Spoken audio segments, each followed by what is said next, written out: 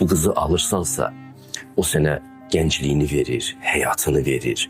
Bu neməti dəyər kimi hiss elə.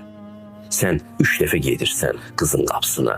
Nemətlər səpirsən ona, qızıl gətirirlər. İmkan daxilində bir hədiyyələr gətirirlər. Bu çox gözəl qədim qaydadır. Bu qızın qadınlığını, qızlığını dəyərləndirmək vasitəsidir. Biraz ağıllı olun. O nişan ərəfəsində, elçilik ərəfəsində bu ritualın mənasına varın ay oğlanlar. Siz böyük bir xəzinə alırmış kimi alırsınız o qızı. O hissiyatı, o düşüncəni unutmayın. Bütün ömrünüz boyu daşıyın.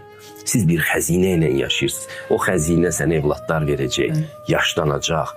Amma sən onu da bilməməlisən. Sən onu elə ilk gördüyün kimi görməyi bacarmalısan.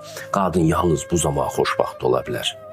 Və ailə sevgi, ehtiras meydanı da deyil. Ehtiras falan o 5 günlükdür, 3 günlükdür, ola bilir. Ailəni yaşadan sənin insanlığındır, sənin ləyaqət hissindir. Və sən ləyaqətdə çox inkişaf edirsənsə, ehtiras qızdırmasına tutulmursan. Ay orada başqa bir qadın gördü, indi də onu sevirəm. Gedirsən onun dalıca ailəmi məhv edirsən. Buna gedə bilməzsən sən. Sən ləyaqətli kişi olmalısın, nəcib kişi olmalısan. Ehtiras qızdırmasına tutulan birisi olmalı deyilsən.